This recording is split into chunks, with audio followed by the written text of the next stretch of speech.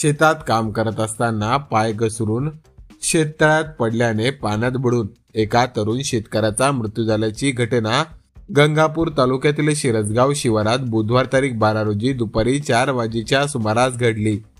दीपक फकीरचंद भुसारे वय 22 वर्षे राहणार शिरसगाव असे घटनेतील मृत तरुण शेतकऱ्याचे नाव आहे।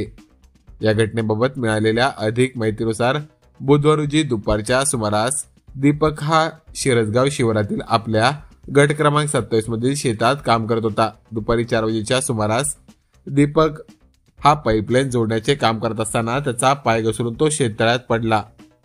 मात्र त्याला पोहता येत नसल्याने तो पाण्यात बुडाला। बाजूला काम करणाऱ्या कुटुंबातील सदस्यांच्या ही बाब लक्षात येताच त्यांनी चालक शुभम वाघमारे याच्याशी संपर्क साधून रुग्णवाहिका बोलावून घेतली। त्यानंतर ग्रामस्थांच्या मदतीने दीपकला बाहेर काढून रुग्णवाहिकेच्या मदतीने गंगापूर येथील उपजिल्हा रुग्णालयात दाखल केले।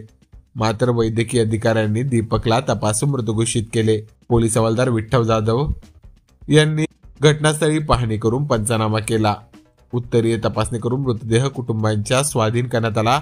रात्री उशिरा दीपकच्या पार्थिवावर अंत्यसंस्कार करण्यात आले। त्याच्या पश्चात आई वडील भाऊ बहीण आजोबा असा परिवार आहे।